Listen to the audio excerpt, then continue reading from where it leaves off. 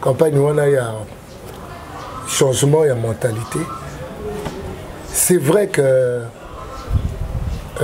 il faut que le Bélango, mais il faut le Bélango mingi. Le problème c'est que Binope presse tellement dombolisé que Nakoudjil, on va dire ça.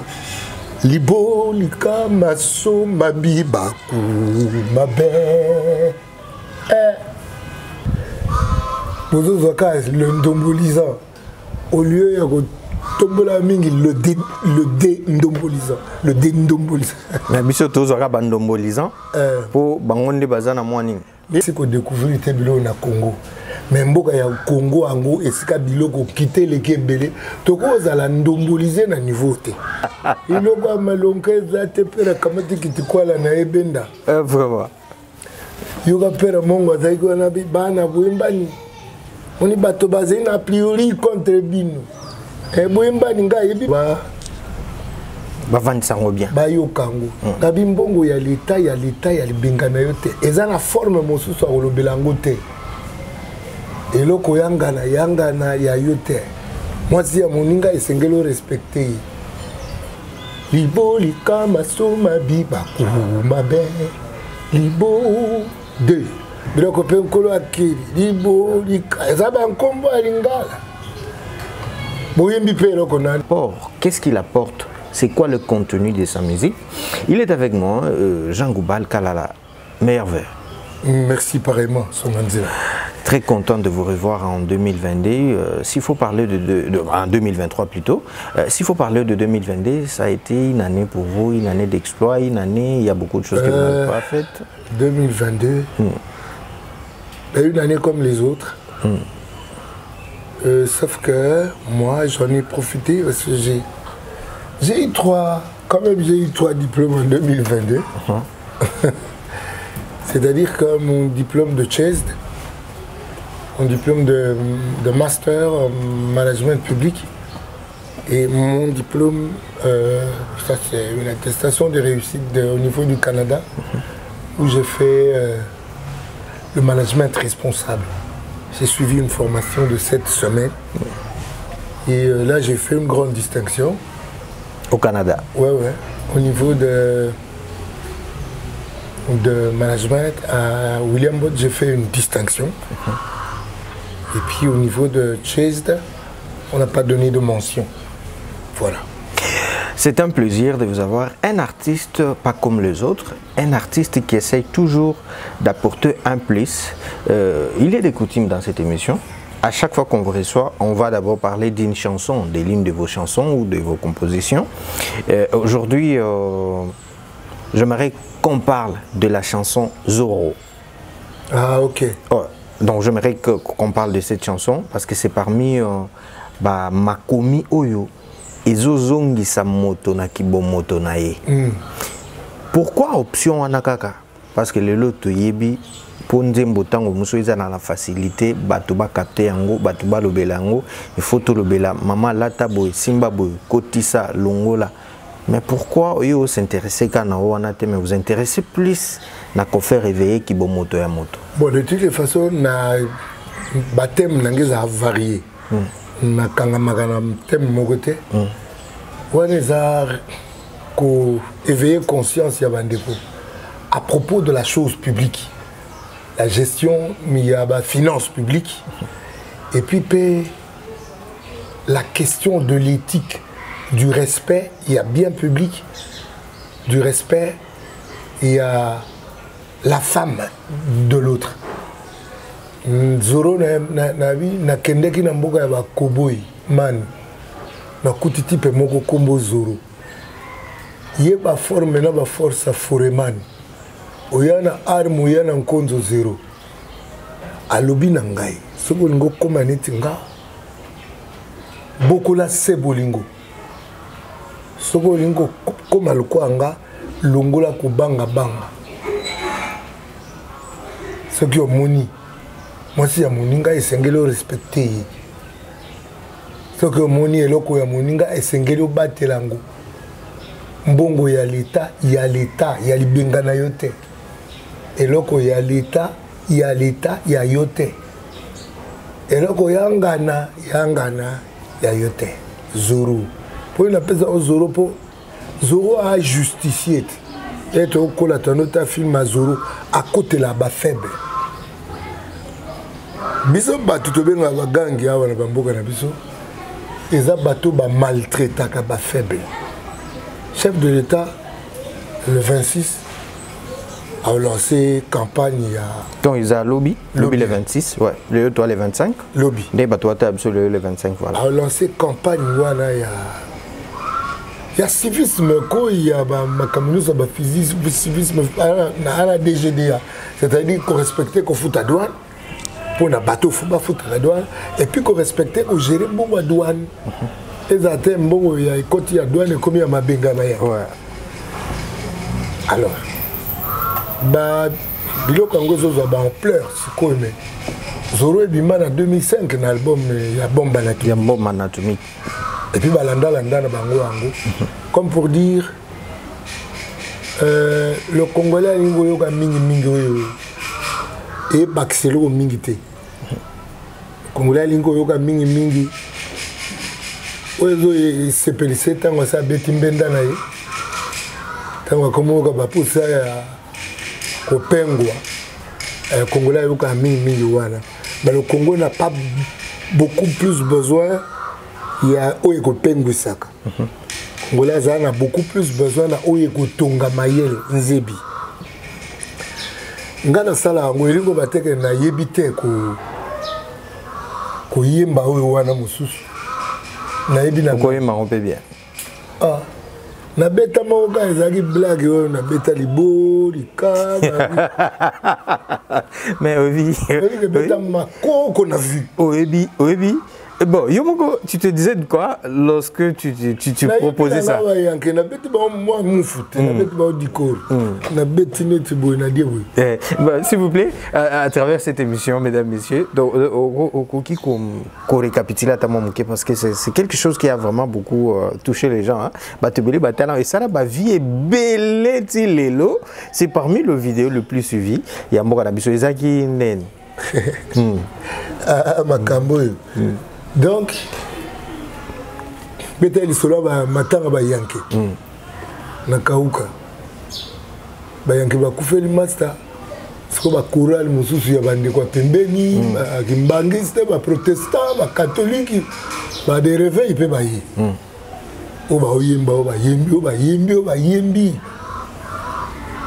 yo ba yanke biso masana biso ntadaya sobe tana choral na biso bino ba corona mno sembi alors tu que la pe choral na biso au pluriel de nom al et comme o yanka kanzi que choral les abungu koro comme ça au koro ba corona mno semba kia abso skofu emba mera mukongo vane wana ai atombolika etoko na yabi kanti bano yobutiki ba yimba ai bano ya basiarjero tangu niyo sunkamu na nankamu iloko amalonge kubimata mera bage toko ne benda pera mulu basai wana bibo na yoka nanu iloko yo bana ba kuyimba yoka dirisa ayanke ngasona abelo kubino bandele ah bukan dia bayang ke orang tu bayang libo takwa libo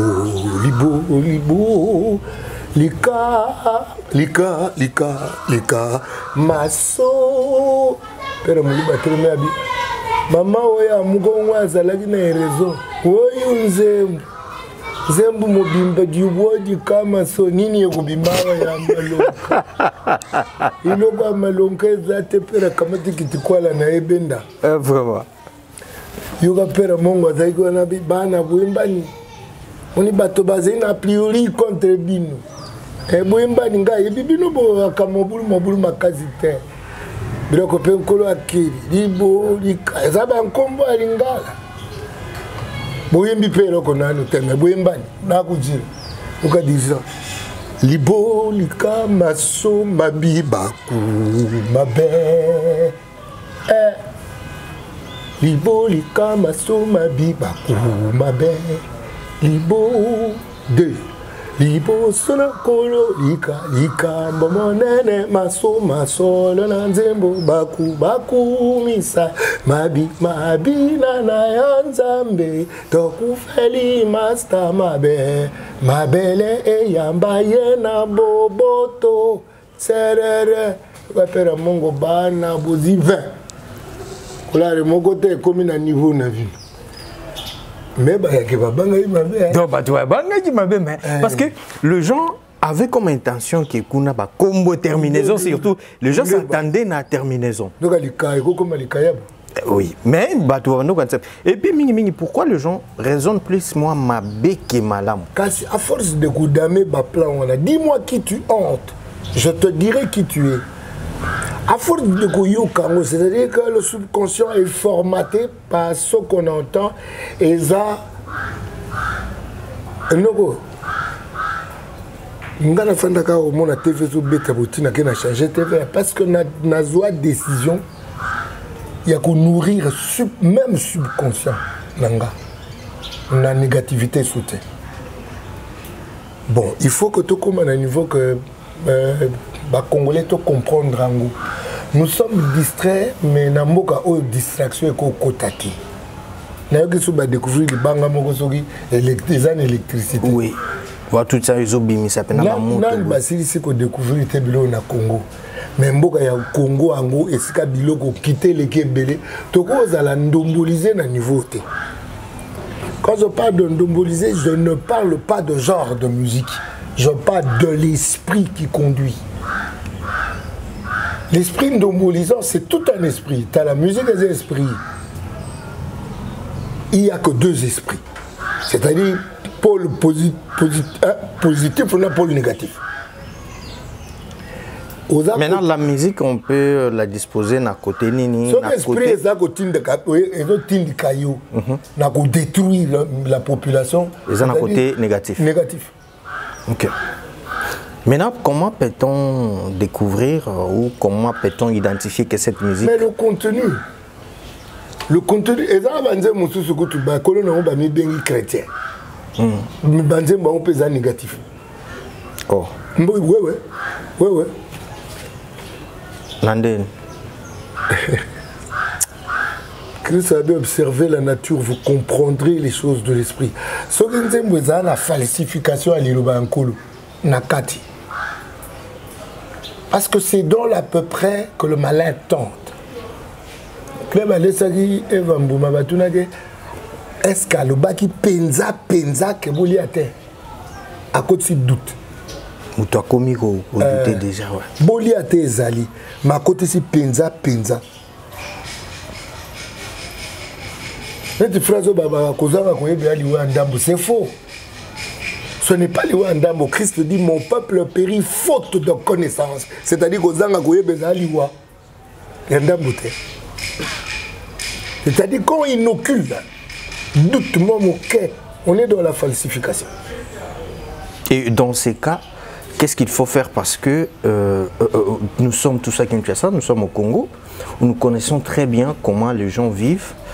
Vivre la réalité, il y a Mangomba, il y a l'église, falsification, je dirais que Zaka kana peut-être na banzemboté même dans la prédication, même parce que c'est là où tout commence. Oui, parce que nous avons des prédicateurs partout dans le bis, nous avons des prédicateurs naba veni na biso dans l'église. Il y a bus. Voilà. Nan y a le but que ba Christ où il y a ceux qui réveillent, ceux qui éveillent, des bâtards obligés de battre un bus. Qui a dit ça? Ce second moutou ya maïkari abinga penate à bus. Ce mon musulman abinga penate à bus.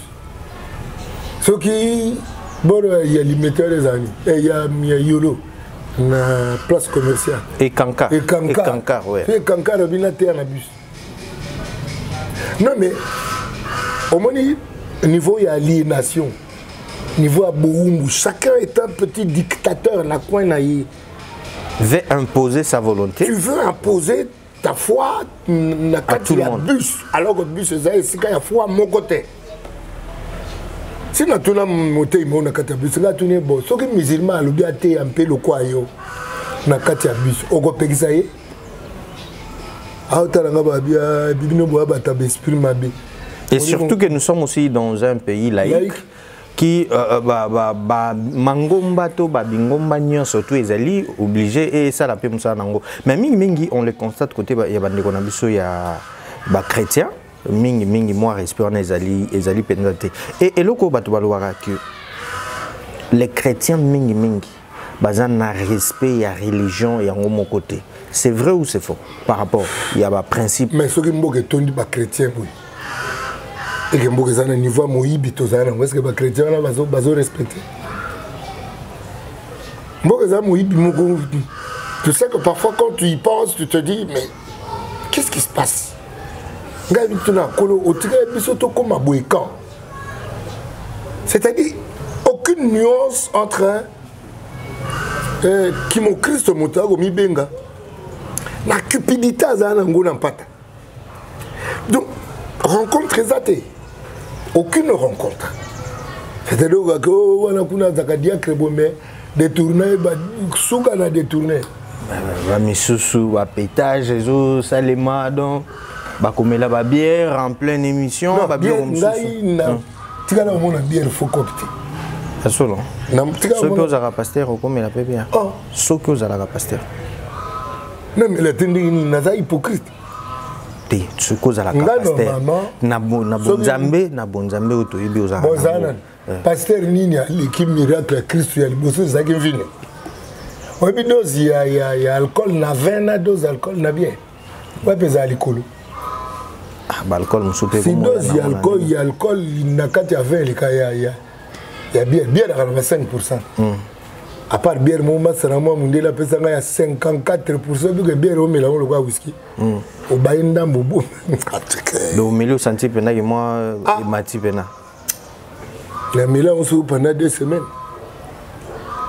Mais non, rentrons dans le sujet. Et qu'est-ce qu'on peut faire pour éradiquer moi le système sous et puis banzembo wana ya banzembo même les lots ko zonge la paix promotion nango parce que les lots le gens hein to ki balbo ma bato bimé belé hein là c'est moi micro trottoir moi on attend ça qui est pas bateau les gens déplorent seulement que Bartiste Tobino Bartiste contenu bozo mema mingi c'est comme si que bozo talaka côté à intérêt na bino boyembela mutu boye po peso mbongo mais en retour ozapenelo ko mon côté ko occupé ko pesa bandeko wana bazali neti banzembo neti ba zoro wana occupé banzembo ba album mo ya bato bimi nzembo nini occupé ezo conscientiser moi population ou e consommer musique na bino au mon livre marketing ya art. Marketing ya art, toujours d'ailleurs autant marketing marketing de l'art et de la culture. Deuxième édition.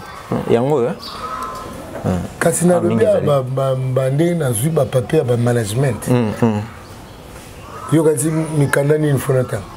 Yango kaka. Management ça na marketing yo gestion des compétences. Ouais, gestion des compétences et de gestion des compétences et je PEC.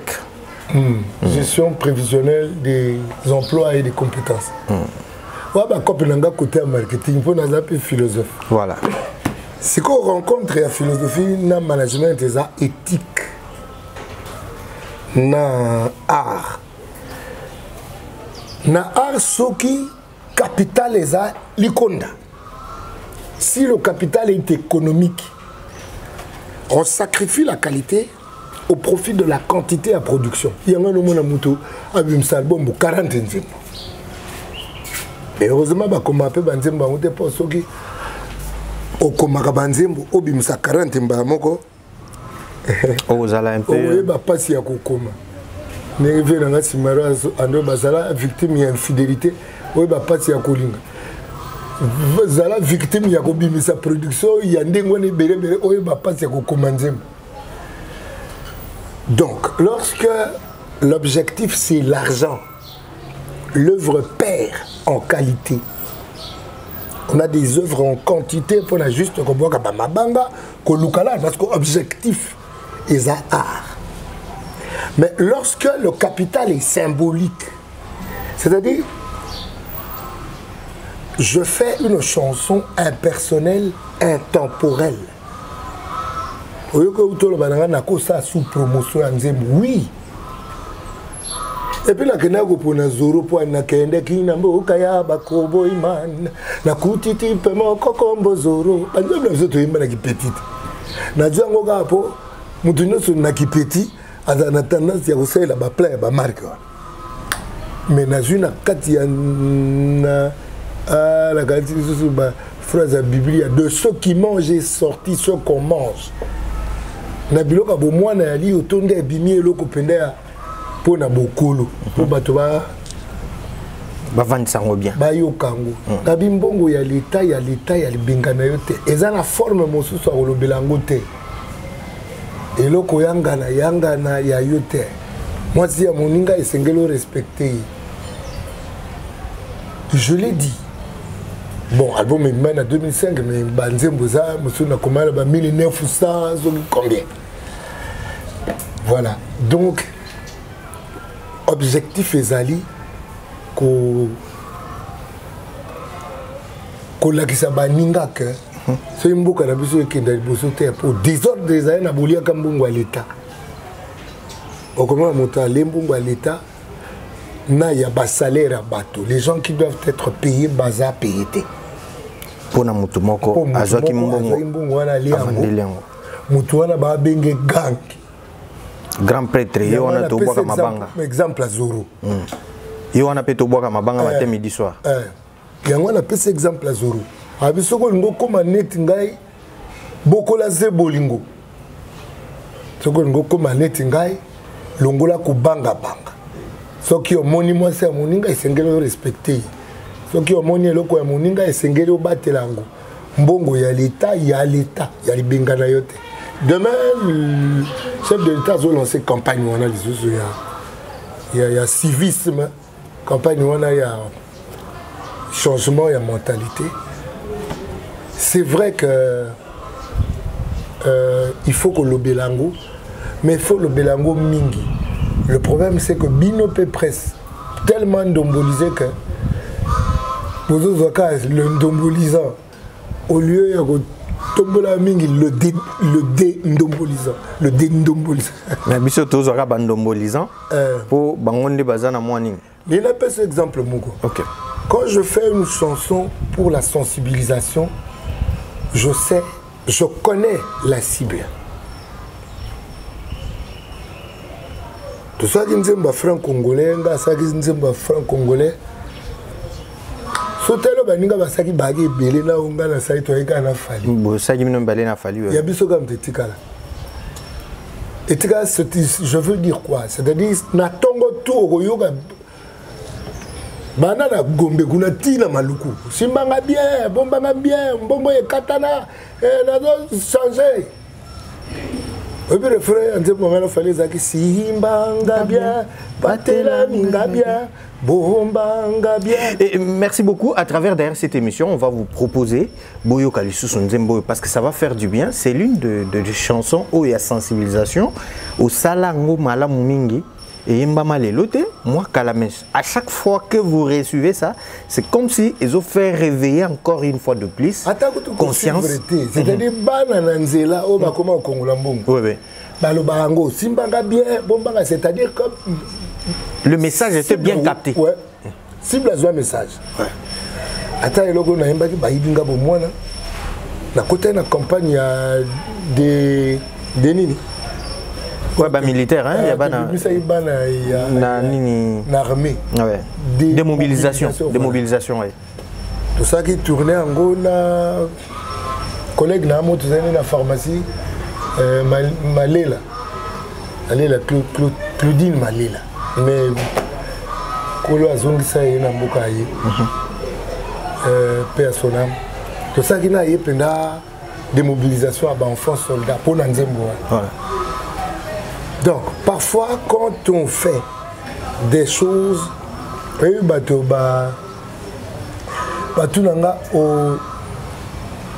au Sarabongo, aux Ananini. Moga ministre moga ebisinga yoso zaina mboga moko organisé ndo a milliardaire. Et c'est la cause qu'on donne. Bon, expliquer mboka na sat. Bon, vous avez zandé. Ya mboka cop. Biso betele roi. Tango roi yaki, roi de Belge. Babi chef de l'État, baki batu bakobete la roi, za jangu ba longwa kanzana. Serge comment ya mboka kiminga ibande kwa fashelinga. Serge asaka musique et opéra. Loko aza loko ande boyebeli jangu ba pasa jangu ba. C'est-à-dire tout ça qui est ambassadeur kakawa chez Bisso. Donc en principe il fallait pas foutre Bisso bambongo il y a bato ba prester devant roi. Mais bon, il y a foutre communauté. Ba foutre Bisso ndenge ya bato ba prester devant roi té. Ndeka mo kop kaka. Ndeka kaka. Moi ba bengi kaka bon. Jean Goubalia o sepe sa bato kaka. Oyeka o sepe sepe bato kena. Alors voilà. Mais quand on écrit une chanson, moi je crois qu'un artiste c'est un messager. Ce n'est pas un vendeur de plaisir. C'est un messager. En principe, c'est ce que je crois. Parce que ce m'a dit que Moto a Yembela Nzambe a le quoi à Sambeli 2 fois.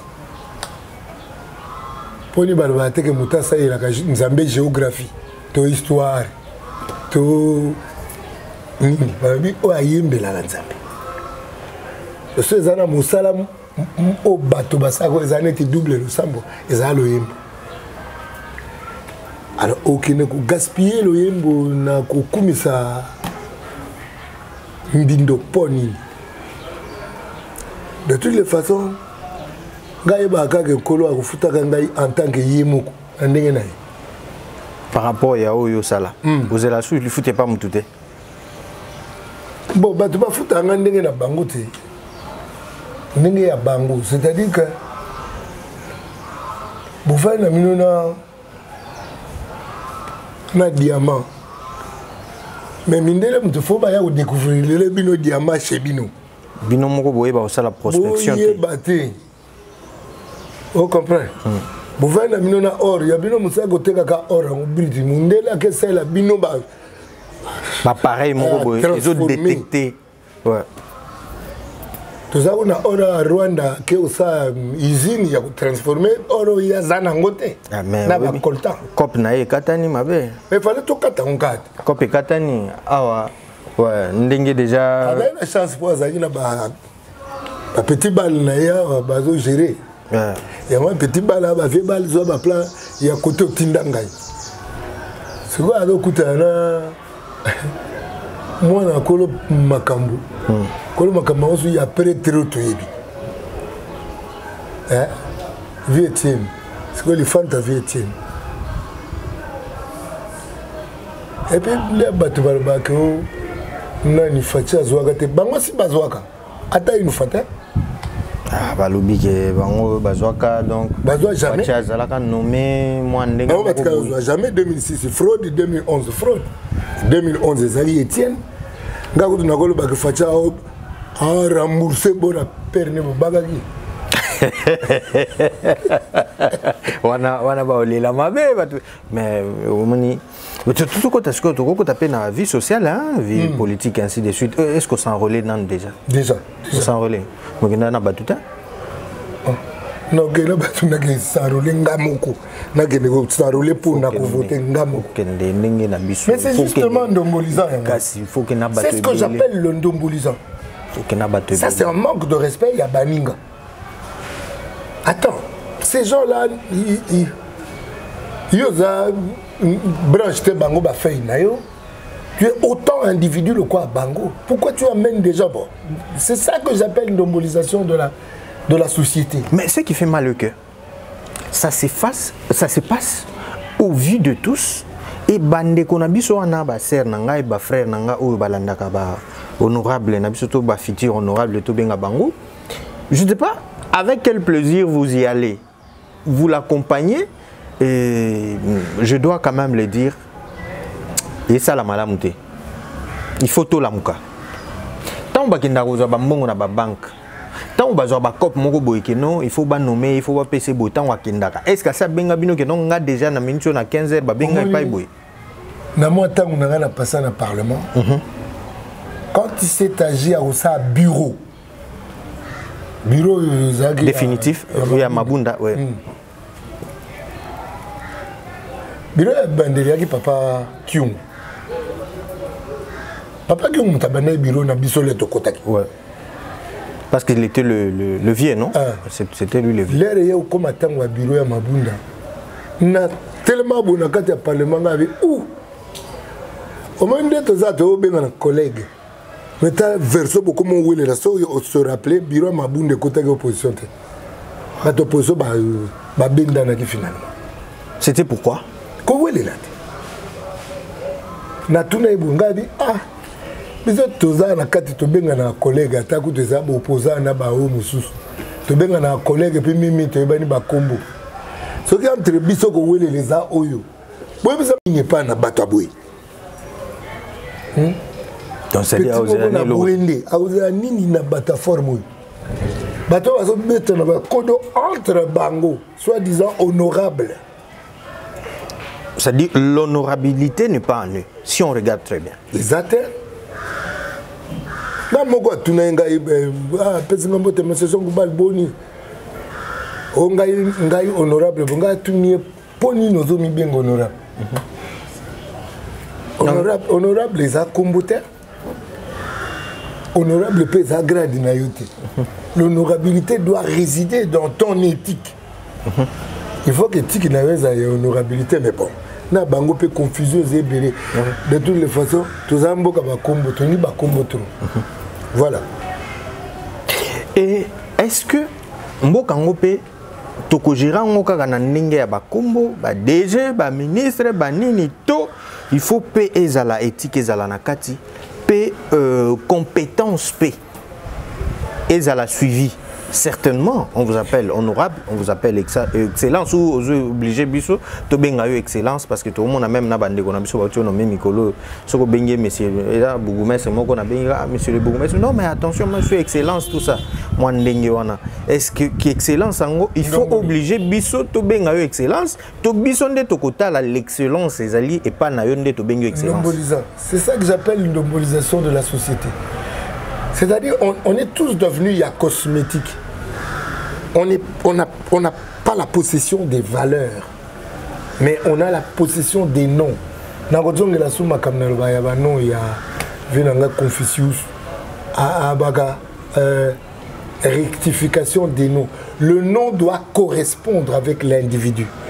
Ce que excellence, il faut qu'il y ait des valeurs d'excellence. Nakati naï. Quand on moninga pour na bureau il y a parlement et ça ndenge beaucoup na kutindika moninga pour na komatafula fula. Alors qui excellence c'est ça. Nazala na commune moko biseye bato bazaki moke bango tout ba kota na fenêtre ba kota kuna na kata bisi bango nyonso bazaki ya kovanda ba place etika vide. Mais ba mona portière pour na kuwelela. Est-ce que vous avez pour nani? C'est-à-dire que c'est ça, l'homme est devenu moi au centre, égocentrisme, égoïsme. C'est-à-dire, ngai kaka. Ce que j'appelle des petits Mobutu. Des petits Mobutu. Mine de rien, Tokenda, il y a beaucoup trop de petits Mobutu. Quel est le parti politique au démocrate? Pour démocratique. Exacté. Quand je dis que Nanga Okota est un parti politique, mais c'est justement pour la Bongo. Il n'y a aucun parti qui appliquera une alternance dans votre maison, il n'y a pas de démocratie. Vous voulez assumer les responsabilités dans un pays démocratique. Il y a des cosmétiques, c'est du Djalelo, il y a un PAM. Le travail à faire est à Moulaï, mais nous avons une grande part de responsabilité. Biso ba leader d'opinion, star, ouais. Et tout ça, moi, Miss au monde. Et qu'est-ce que vous faites? Mais Banzembo, le cas Zoro, le cas Ibinga Ibumwana. Il faut qu'on bandele moi la promotion hein, parce que ça va vraiment aider beaucoup plus la population. Promotion, c'est habits nos presse. Si vous savez que nous devons nourrir l'imaginaire de ce peuple, vous devez faire des choix. Il y a Bilogoni Oboroyo qui sera bango. Dis-moi ce que tu écoutes, je te dirai quel peuple tu es. Et c'est ça, ça doit être une responsabilité. Il y a l'État. Mais vous allez voir que et qu'Ozala n'a pas vu mouké et assez, les gens ne vont pas s'intéresser à ces contenus. Pourquoi? Parce que Tovandela que Toloba un tel alongo liboé Toto Finga artiste musu Toto Finga politicien musuté. Mais si c'était une émission où awaka Tovandi Boto Bandoloba nani Martin Fayulu ke Asali Boyeke Fati Boyeke ministre Boyete, là c'est beaucoup de gens qui vont s'intéresser à la contenu. Et deux fois aussi tu vois, c'est ce qui est à la base peut-être que ça décourage les autres, mais nous sommes là, nous savons très bien que les autres viendront Kolandanzelango. Et comme vous le faites aussi en tant qu'artiste,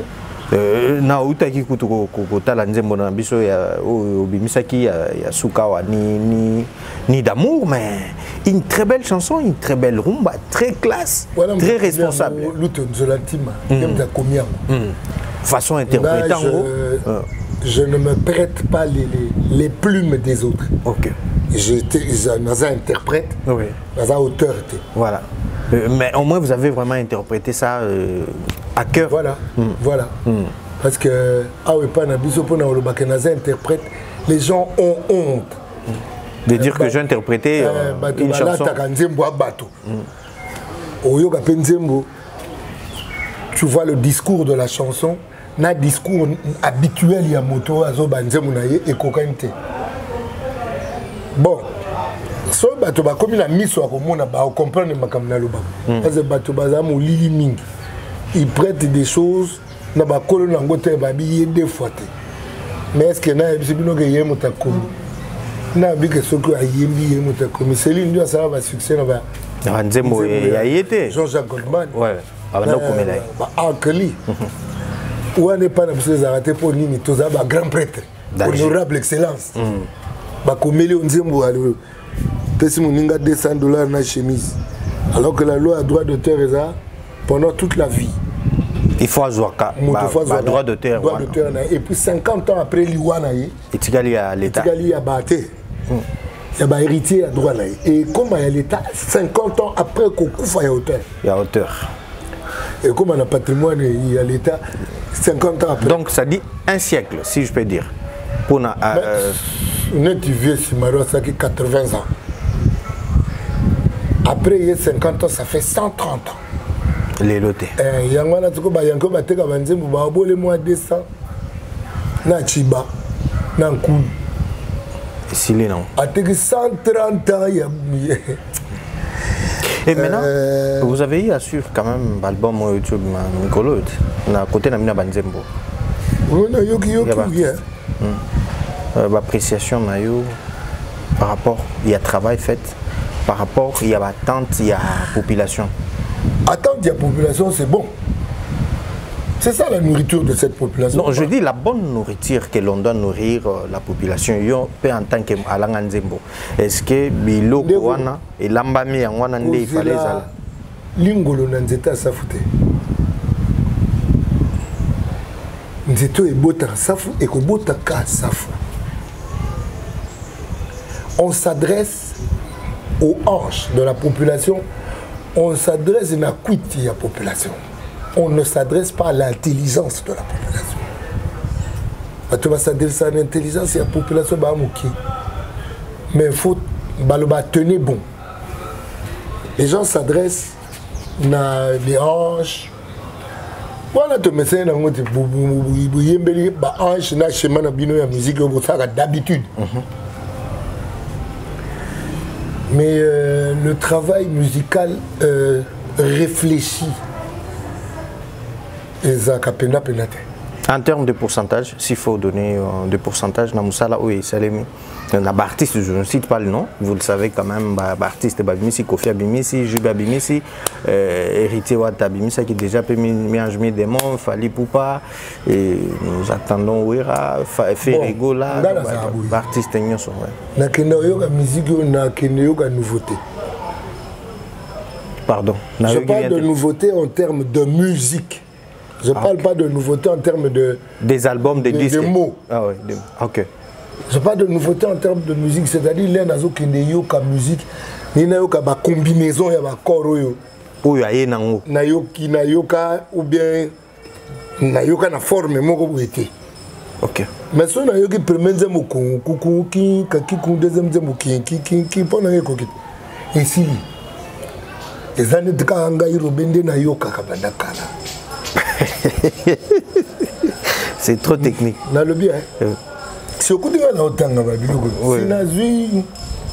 a une distinction. Mais là,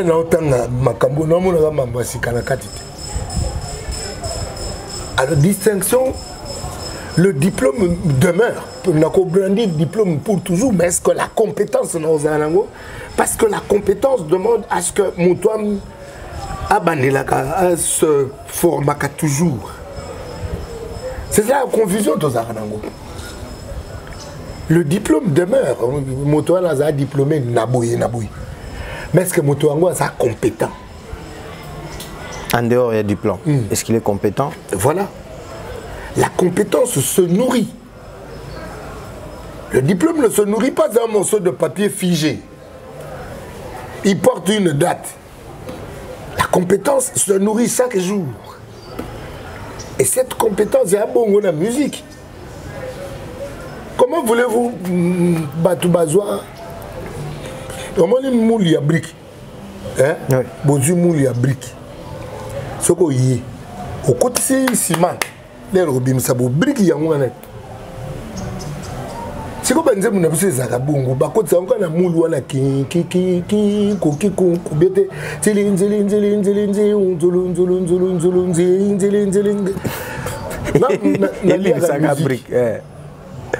musique, donc ça on a eu premier zim, deuxième zim, troisième zim, na kangi, na gay yoga makamusu. Le demi-colon na yoga japonais. Oh. Ah, tikaboué. Oh, artiste. Na japonais. Comment ba artiste on te mena yoga japonais. Nga beta musique grecque.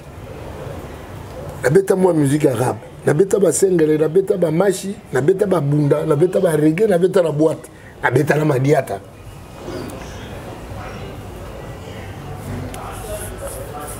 Nous sommes ba recherche ka. Si ko ba combinaison, Et dans cette démarche, Jean Gobal, si je comprends bien, on va dire que l'artiste congolais ne veut pas faire de recherche pour nous apporter l'Okwasika. À chaque fois qu'il artiste congolais vision na eza lichi mbatikar. Tu vois n'embalobi zakiaka. Les lots est-ce que ça va? Eza lichi mbatikar. La plupart déjà côté bakar, bambati, bandaku, badeka déjà.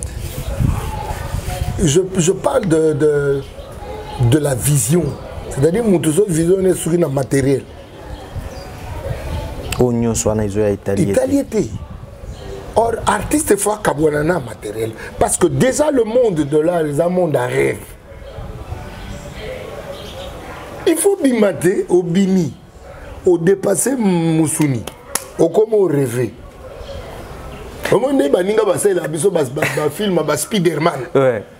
Mais pourquoi? C'est parce que mon ninga a rêvé.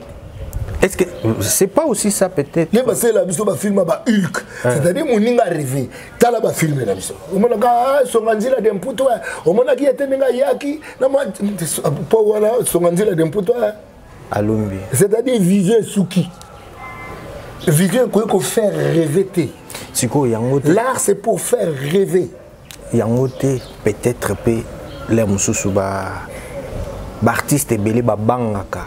balobi ceux qui te commis boy Jean Goubal pour baloba ah Jean Goubal ya Alexa Maele et Maele na et pardon to kota kuna tetika na sana ngabilo kwa terre à terre pour na captiver yango te peut-être babanga répéter que l'air musu babanda ko benga bango bongo et Maele le gate na ndule na mboka oyo ba artiste ba sa terre à terre ba savant ba ko ke musika te.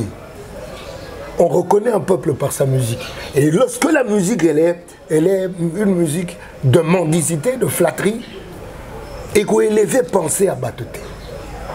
Donc vous avez un grand rôle à jouer. Et Nzambe. Oui, bah, pour nous, dans l'université, qui parle de sport, art, qui parle. Et il y a les grands musiciens, les grands footballeurs, université. Université. Biso, musicien, il y a succès. Oh.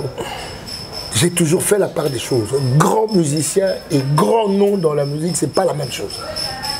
Quelle différence entre grand nom et grand musicien?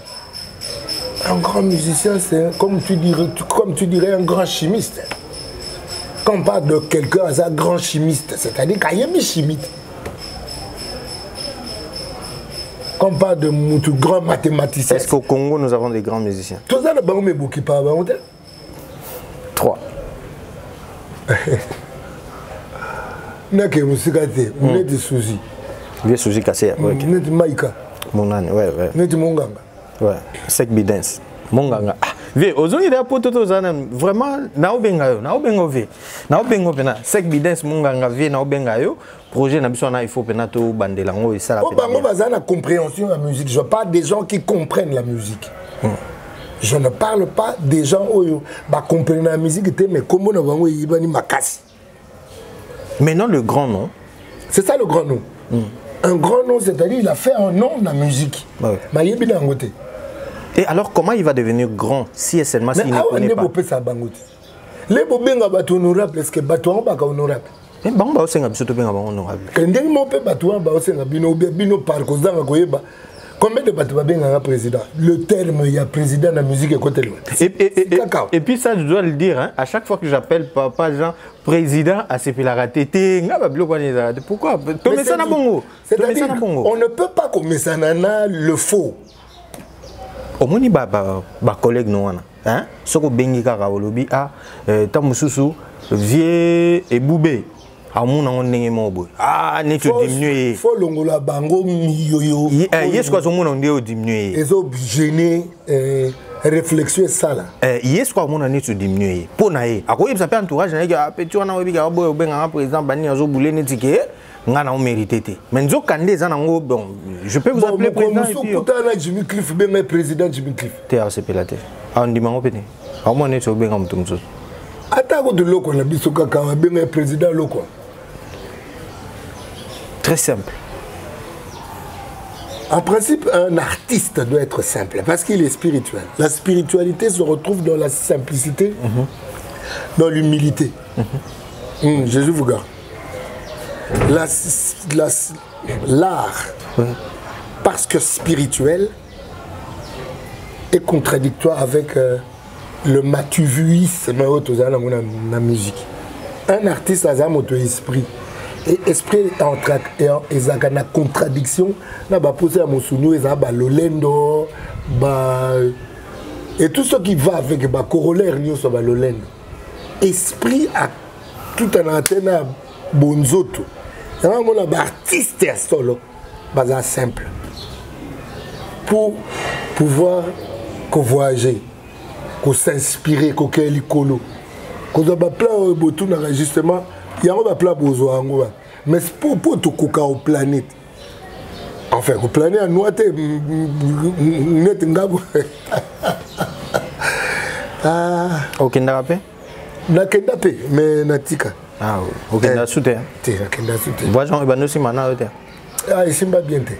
Il y a planning, il y a un camou. Il simba bien. Oh. Et donc, naturel. Ah là là, c'est moi bien. C'est aussi un témoignage qui, à chaque fois nous venons ici, on trouve toujours l'artiste très concentré, à ça la recherche et ça la rappelle bien. Et ça c'est sa chaîne YouTube. Habituez-vous à suivre ces émissions. Abonnez-vous ceux qui toulingakaye. Parce que à très bientôt, beaucoup de monde va œuvre naïe, nyon surtout et aux ala awa.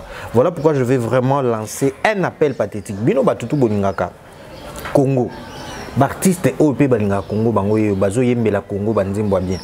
À très bientôt beaucoup monde ke banzimbo na nyon surtout aux ala awa. Tous s'abonner massivement, tout banda ko boaka ba biloko na tout partageant, ça serait une très bonne chose. Non mais vous appelez la bonne chose, c'est-à-dire que parce que là, on a expliqué que c'est beaucoup de temps. Ah, on le baboui.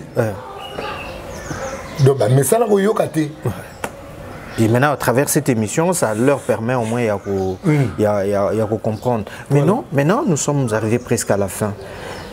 Comment la réalité en Boganabiso, l'agression, les aussi la thé, makambo pas iboy tozo kende élection et pas iboy enrôlement, parti politique, to chef ba parti politique, nous sous bazo ba s'enrôler.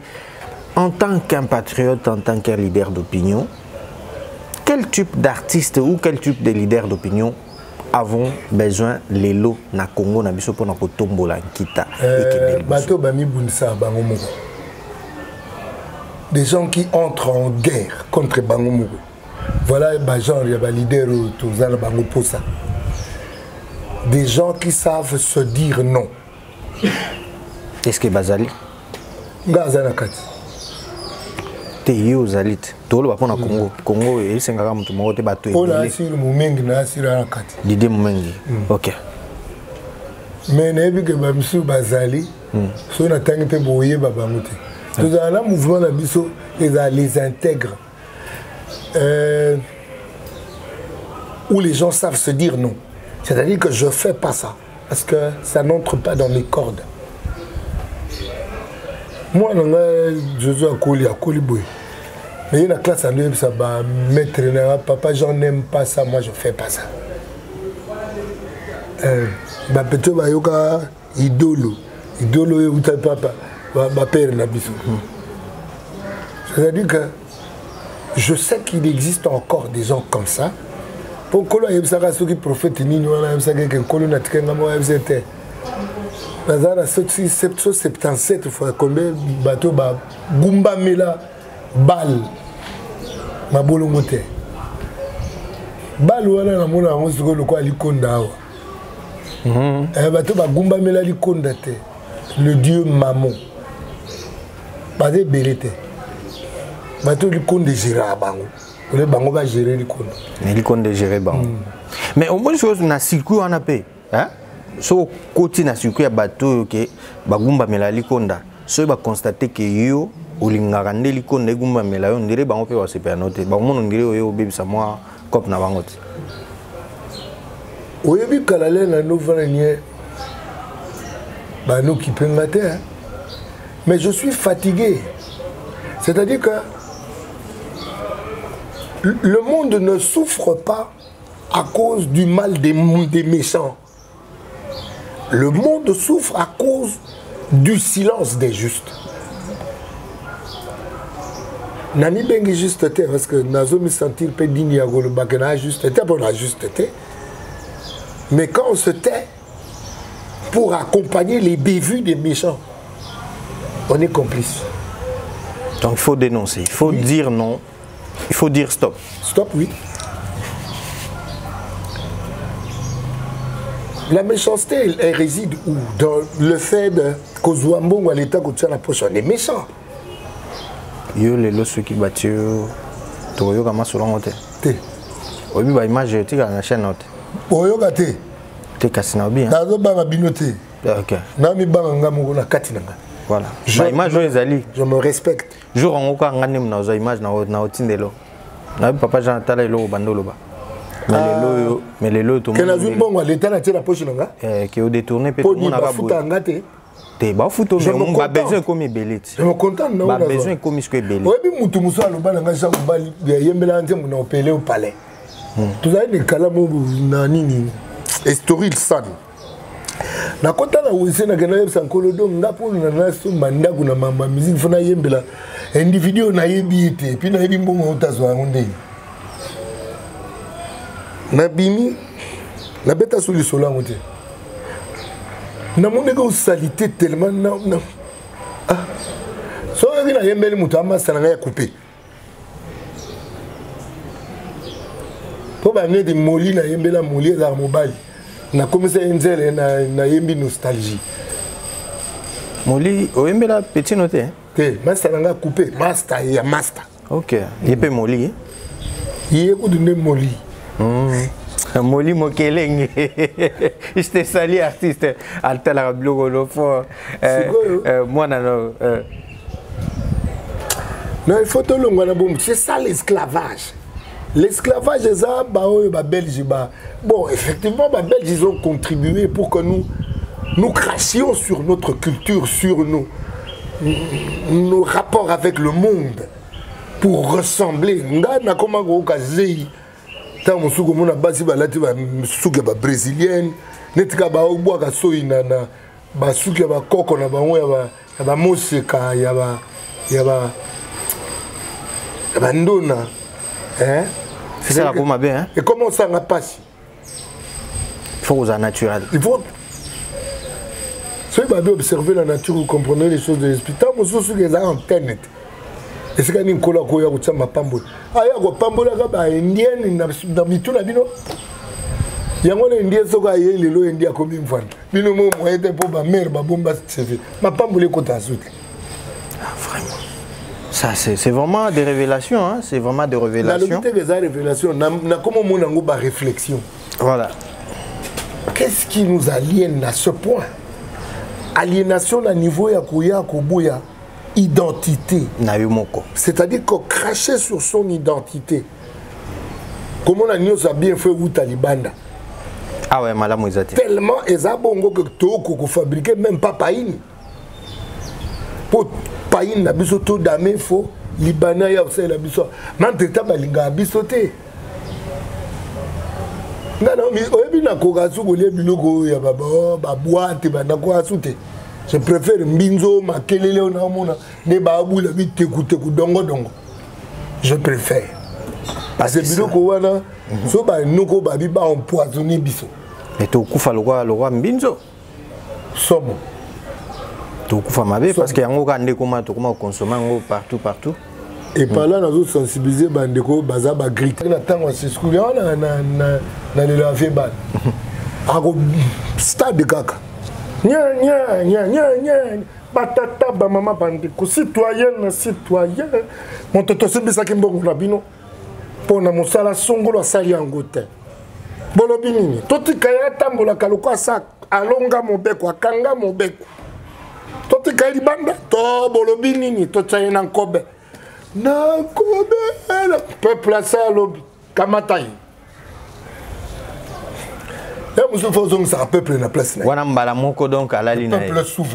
Voilà, merci, nous sommes arrivés à la fin de cet entretien. Nixon Boutique, merci beaucoup. Merci également à Bandeko Nyosotou, à travers cette émission. Et nous avions besoin de vous, surtout de faire la promotion de vos produits et services pour parce que ça me demande beaucoup. N'hésitez pas à venir vers nous parce qu'il y a un numéro qui est affiché. Une très bonne collaboration, une franche collaboration qui sera vraiment win-win. Au gagner, au gagner. Nixon Boutique, n'a pas sur à trop. Papa Jean, moi, tata, n'a 2-3 personnes parce que nous sommes arrivés à la fin. Voilà. Ouais, à très bientôt. On va vous retrouver. Voilà, on va vous retrouver avec un autre pour un autre numéro qui Tokolobelape pour Nanzembo Mususu. Ba onyo surtout botali biso tulingaka bino mingi biso tozali wana parce que bino bozali bo soutenir biso. La seule façon de nous soutenir c'est partager nos vidéos. Bo partager, bo tala, bo liker, bo commenter. C'est la seule façon où encourager biso pour être tout koba. Mon papa Élisée en Afrique du Sud. En tout cas, tout le monde, vous êtes vraiment nombreux. Je ne saurais pas parce que ma combo d'amino Eleki tellement. Je vous retrouve à très bientôt pour un autre numéro. Au revoir.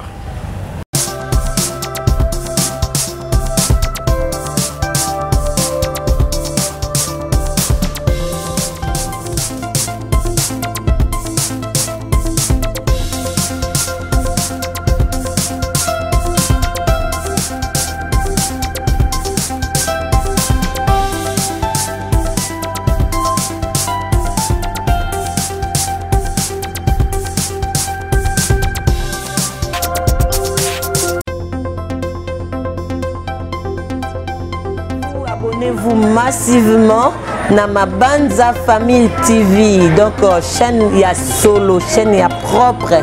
Botika la ozala dessus te Mabanza Family TV. Abonnez-vous massivement et vous ne serez jamais déçus.